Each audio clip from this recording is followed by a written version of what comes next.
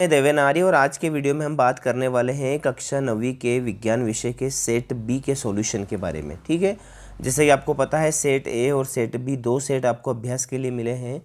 तो यहाँ पर आपकी जो वार्षिक परीक्षा होगी इन्हीं दोनों सेट में से लगभग आपका प्रश्न पत्र तैयार होगा और पिछले वर्ष का भी आपको प्रश्न पत्र देखना है। तो हम यहाँ पर फटाफट बात करते हैं सेट बी के सॉल्यूशन के बारे में। ठीक है, तो देखिए आपका पेपर जो होगा वो 75 मार्क्स का होगा, 75 अंक का। समय आपके पास 3 घंटे रहेगा।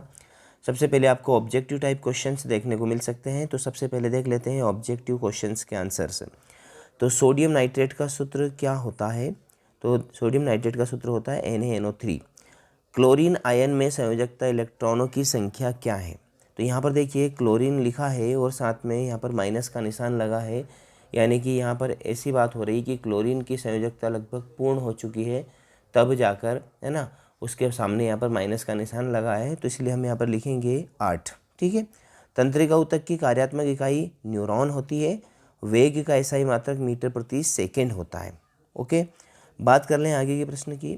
किसी वस्तु का द्रव्यमान पृथ्वी पर 12 किलोग्राम है, तो चंद्रमा पर इसका द्रव्यमान क्या होगा? तो पृथ्वी पर 12 किलोग्राम है, तो चंद्रमा पर इसका जो द्रव्यमान है वो चंद्रमा पर भी 12 किलोग्राम होगा। अधिकतर पेपर्स में है ना शिक्षकों ने बताया है कि 2 किलोग्राम। तो 2 किलोग्राम क्या होता है कि किसी वस्तु का भार परिवर्तित होता रहता है अलग अलग जगह के हिसाब से, लेकिन जो द्रव्यमान होता है वो समान बना रहता है। ध्वनि की प्रबलता निर्भर करती है तो आयाम के ऊपर। ठीक है, अगला प्रश्न है रिक्त स्थान की पूर्ति करना है। CaCO3 यौगिक का नाम क्या है? तो CaCO3 यौगिक का नाम है कैल्शियम कार्बोनेट। ओके, क्या लिखेंगे हम? कैल्शियम। ठीक है, और आगे लिखेंगे कार्बोनेट। चलिए, हाइड्रोजन के समस्थानिकों की संख्या कितनी होती है? तो 3 होती है। पौधों में लचीलापन किस ऊतक के कारण होता है? तो कोलेन काइमा के कारण होता है, कोलेन काइमा। ठीक है, संवेग परिवर्तन की दर है ना उसके ऊपर लगाए गए बल के अनुक्रमानुपाती होती है। तो आरोपित बल हम लिख सकते हैं, सिर्फ बल भी हम लिखेंगे तो काम चल जाएगा, बल लिख देंगे। पास्कल किस चीज़ का मात्रक है? तो पास्कल दाब का मात्रक है। ओके, ध्वनि संचरण के लिए आवश्यकता होती है, किस चीज़ की आवश्यकता होती है? माध्यम की आवश्यकता होती है। यदि माध्यम नहीं होगा तो ध्वनि संचरण नहीं हो सकता। ठीक है, चलिए बात करते हैं। अगला प्रश्न है हमारा सत्य असत्य। तो पहला प्रश्न इसमें है कि मिश्रण का गलनांक निश्चित होता है, तो ये असत्य बात है ना। तो हम यहाँ पर क्रॉस लगा देंगे। मिश्रण का गलनांक निश्चित नहीं होता है, अलग अलग मिश्रण का गलनांक अलग अलग होता है। एल्यूमिनियम द्विपरमाणुक होता है, तो ये भी असत्य है क्योंकि वह त्रिपरमाणुक होता है। आर्गन का इलेक्ट्रॉनिक विन्यास 288 है, बिल्कुल सत्य है, सही है ये। पलकों का झपकना ऐच्छिक पेशी के कारण होता है, नहीं, अनैच्छिक पेशी के कारण होता है। वेग परिवर्तन की दर औसत वेग कहलाती है, ये भी गलत है। और घर्षण बल सदैव वस्तु की गति का विरोध करता है, ये सत्य है। ठीक है, तो तीसरा और छठा सत्य है, बाकी चारों असत्य है। ठीक है, सही जोड़ी की बात कर लेते हैं हम यहाँ पर। तो सही जोड़ी मिला लीजिए। जल है, तो जल क्या है? जल एक यौगिक है, तो हम एक लिख देंगे यौगिक के आगे। नमक NaCl।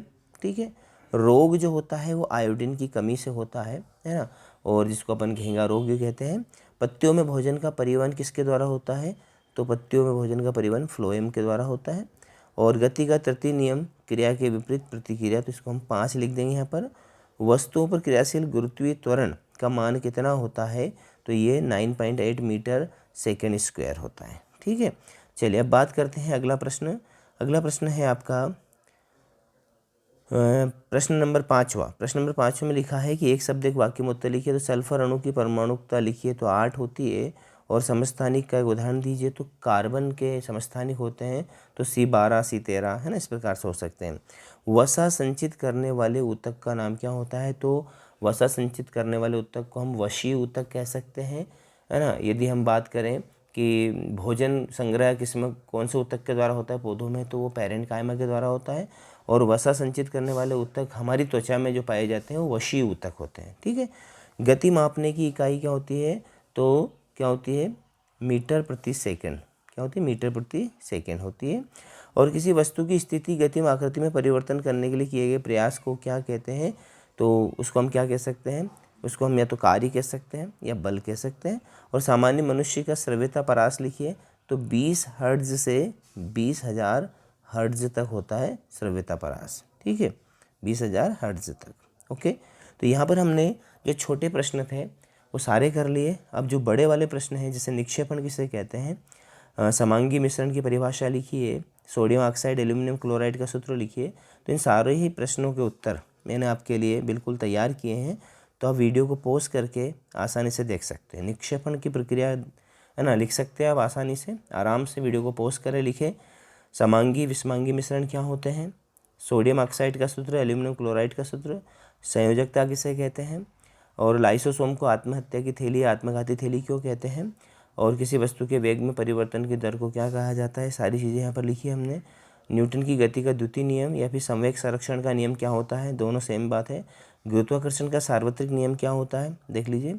और 1 जूल या 1 शक्ति वाट को परिभाषित कीजिए, तो यहाँ पर उसकी परिभाषा हमने लिखी है। और ध्वनि की प्रबलता किस चीज़ के ऊपर डिपेंड करती है, ये भी लिखा है। जाइलम फ्लोएम में अंतर हमने लिख दिए हैं। अंतर्द्रव्य जाली का गाल्जी उपकरण, माइटोकॉन्ड्रिया और लाइसोसोम क्या होते हैं, उनके एक कार्य हमने लिखे हैं। खरपतवार क्या होते हैं, है ना, और 3 खरपतवारों के नाम हमने लिख दिए हैं। तो फ्रेंड्स, आई होप आपको वीडियो अच्छा लगा है, कुछ अच्छा सीखने को मिला है, नई जानकारी प्राप्त हुई है। तो इस वीडियो को लाइक और शेयर कर दीजिएगा दोस्तों के साथ में, और इस चैनल को सब्सक्राइब करके रखिएगा, क्योंकि हमारे चैनल के माध्यम से आपको इंग्लिश और विज्ञान के महत्वपूर्ण प्रश्न मिलते रहेंगे।